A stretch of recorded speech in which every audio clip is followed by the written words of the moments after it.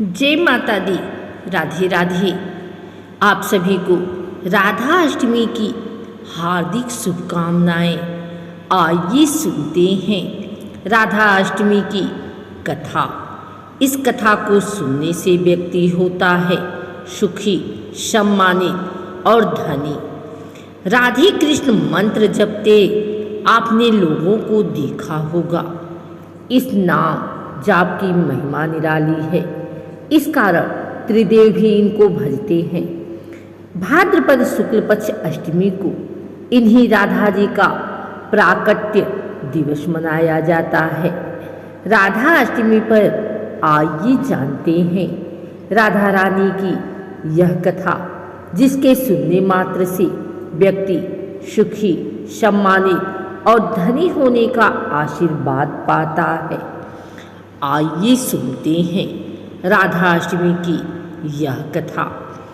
धार्मिक ग्रंथों में वर्णित राधा रानी की कथा के अनुसार एक बार नारद जी भगवान सदाशिव के पास पहुँचे और प्रणाम कर पूछा, हे भगवान, मैं आपका दास हूँ। मेरी एक जिज्ञासा है, कृपया उसे शांत कर दीजिए। श्री राधा देवी लक्ष्मी है या देवपत्नी, महालक्ष्मी है या सरस्वती हैं? क्या वे अंतरंग विद्या हैं या वैष्णवी प्रकृति हैं? वे वेद कन्या हैं, देव कन्या हैं या मुनि कन्या हैं? इस पर सदाशिव बोले, हे मुनिवर, अन्य किसी लक्ष्मी की बात क्या कहें। कोटि कोट महालक्ष्मी भी राधा जी के चरण कमल की शोभा के समान तुच्छ है। हे नारद जी, मैं तो श्री राधा के रूप में लावण्य और गुण आदि का वर्णन करने में खुद को असमर्थ पाता हूँ। तीनों लोकों में कोई भी ऐसा समर्थ नहीं है जो उनके रूप आदि का वर्णन कर पार पा सके। उनकी रूप माधुरी जगत को मोहने वाले श्री कृष्ण को भी मोहित करने वाली है। यदि अनंत मोह से चाहूं तो भी उनका वर्णन करने की मुझ में क्षमता नहीं है। नारद जी बोले, हे प्रभु, श्री राधिका जी के जन्म का महात्म्य सब प्रकार से श्रेष्ठ है। मैं उनको सुनना चाहता हूँ।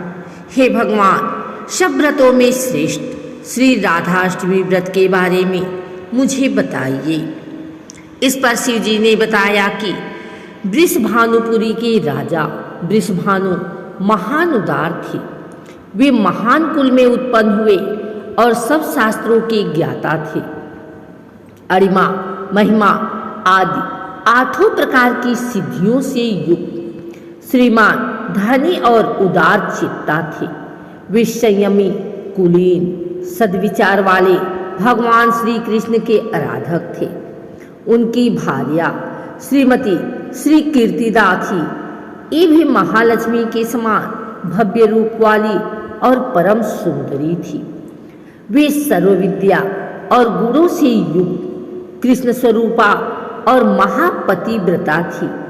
उनके गर्भ से ही भाद्रपद की शुक्ल पक्ष की अष्टमी को मध्याह्न काल में श्री वृंदावनेश्वरी श्री राधिका जी प्रकट हुई थी।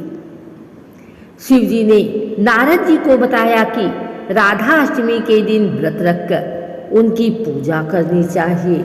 इसके लिए श्री राधा कृष्ण के मंदिर को ध्वजा, पुष्पमाल्य, वस्त्र, पताका, तोरण आदि से सजाना चाहिए।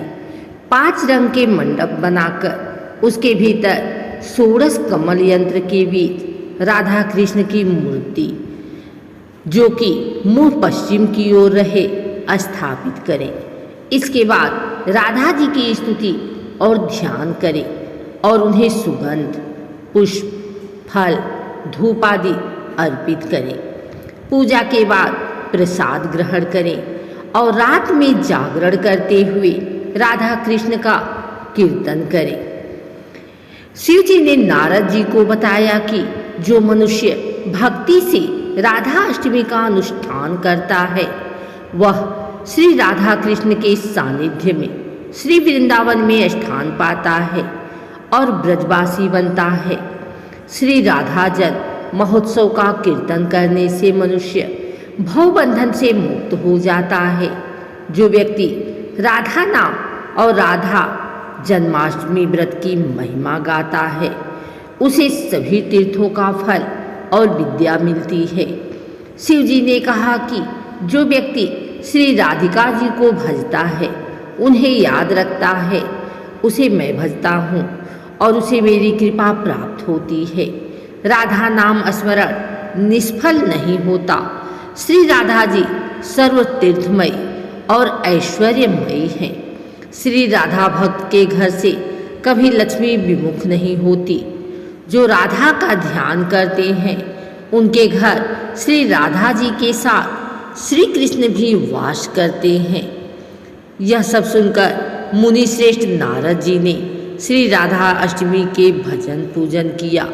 जो मनुष्य इस श्लोक में राधा अष्टमी व्रत की यह कथा सुनता है वह सुखी, सम्मानित, धनी और सर्वगुण संपन्न हो जाता है।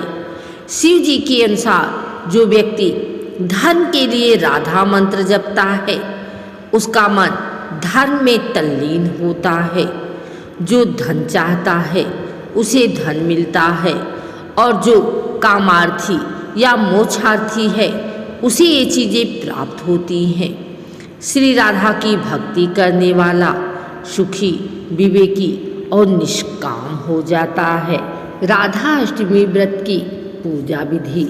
इस दिन सुबह स्नान करके सबसे पहले सूर्यदेव को अर्घ्य अर्पित करें। घर या मंदिर की सफाई कर देसी घी का दीपक जलाकर पूजा आरंभ करें। श्री राधा रानी और भगवान कृष्ण को फूल, बांसुरी और भोग अर्पित करें। राधा रानी के 108 नामों का जप करें और सुख समृद्धि की कामना करें। मान्यता है कि ऐसा करने से वैवाहिक जीवन में प्रेम और शांति बनी रहती है। इस पावन अवसर पर अन्न, वस्त्र और धन का दान करना बेहद शुभ माना जाता है। कहा जाता है कि इस दिन किया गया दान साधक को जीवन भर समृद्धि और सुख प्रदान करता है। राधा अष्टमी पर सच्चे मन से भजन कीर्तन करें। राधा कृष्ण को माखन, मिश्री, खीर या मिष्ठान का भोग लगाएं। 108 बार जय राधे का जप करें। अगर आपको यह वीडियो अच्छी लगी हो तो इसे लाइक करें, कमेंट करें, शेयर करें। हमारे चैनल को सब्सक्राइब करके बेल नोटिफिकेशन ऑल पर सेट कर लें ताकि आगे आने वाली वीडियो सबसे पहले आप तक पहुंच सके। धन्यवाद।